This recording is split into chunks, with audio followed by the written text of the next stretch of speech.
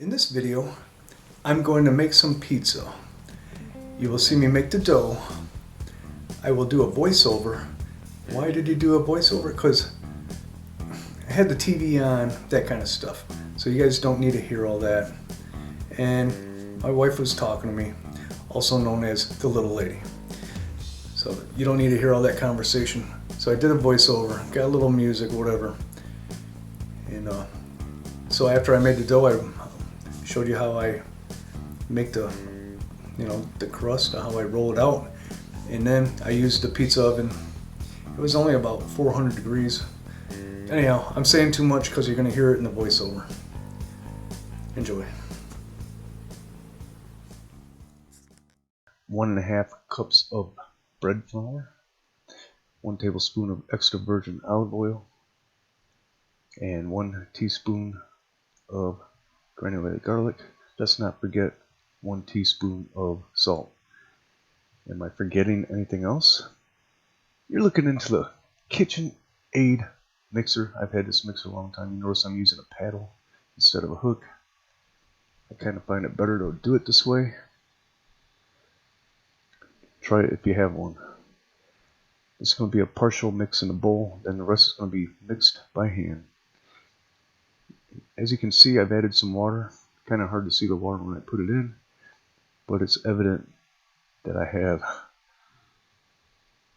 In a little bit here, I'll add the yeast and just get this mixed up nicely first. There's the yeast, just a little under a tablespoon. I had it mixed in there. Now we're going to take it out of the bowl.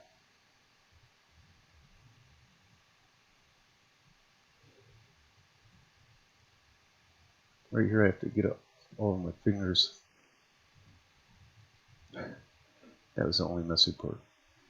So now I'm kneading it. Notice the technique I'm using in kneading the dough.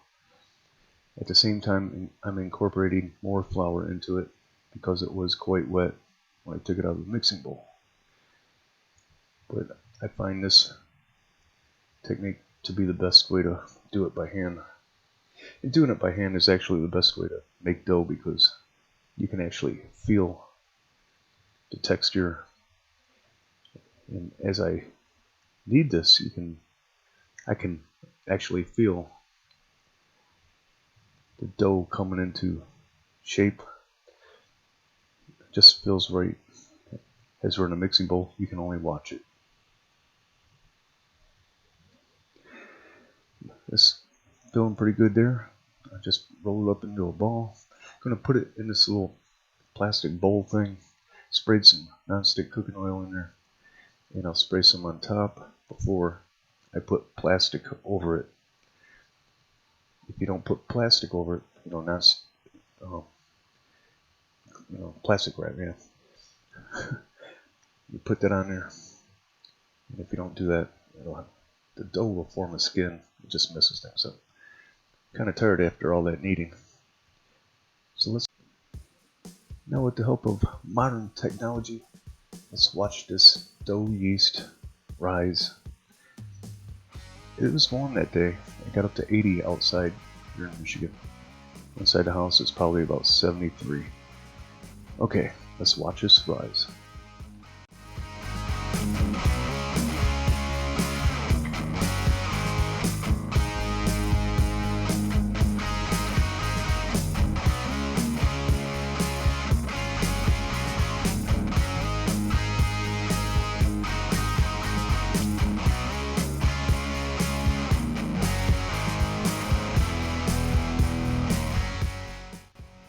Now hey, that was pretty cool. Look how big that is.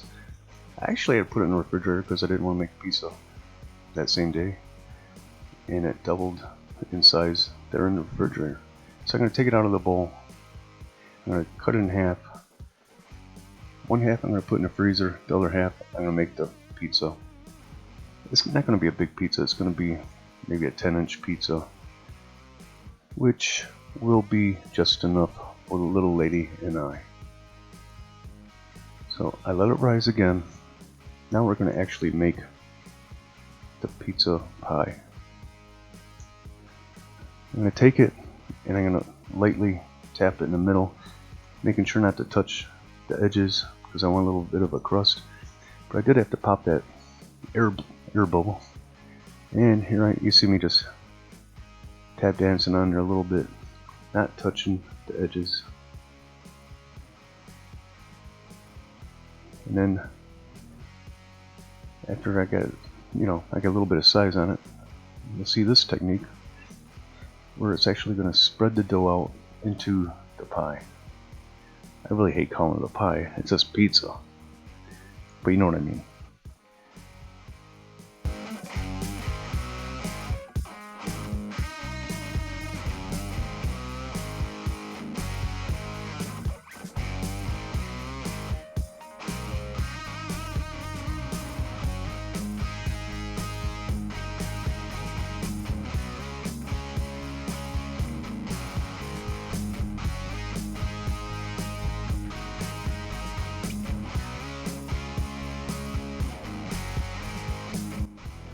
So now I got it spread out to a desired size, and I'm going to put some pizza sauce on from the Meijer store here in the Midwest. They are related to Fred Meyer, which is out in the West, or out there in Seattle area, at least I know that. Mozzarella cheese, yeah, it's shredded, but it's all that I had that was thawed out. Gonna put some pepperoni on there, and I usually put some shaker cheese on there, some Romano and Parmesan, but I did it after I did the cook. Looking good. I'm gonna get it on the peel. You gotta be a little tricky doing it. I find sliding it on there is the best way. Things will move a little bit. You gotta reorganize. There's the UMax pizza oven. We're gonna get it in there. So notice how I shake it on the peel a little bit, just make sure it's loose, and I just shake it right in there. So far, so good. Yeah, I really enjoy doing this stuff. Can't you tell by the look on my face?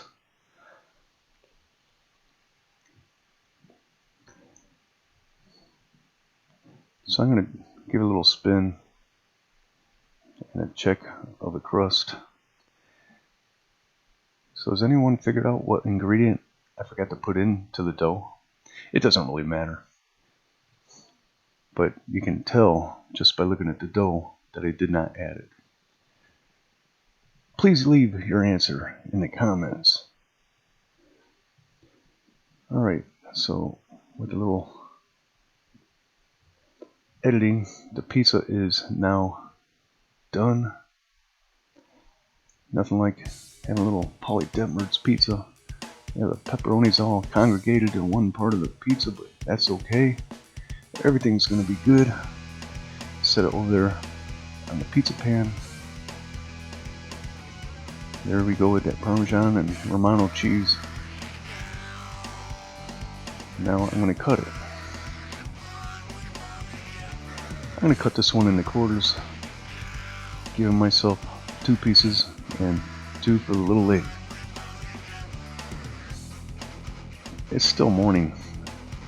Pizza in the morning is a great thing.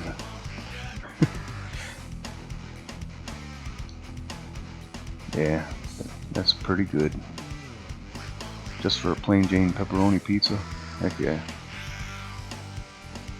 Yeah, notice the crust is white. There's another hint. But if you ever do this and forget to put that ingredient in, don't worry. It'll be fine.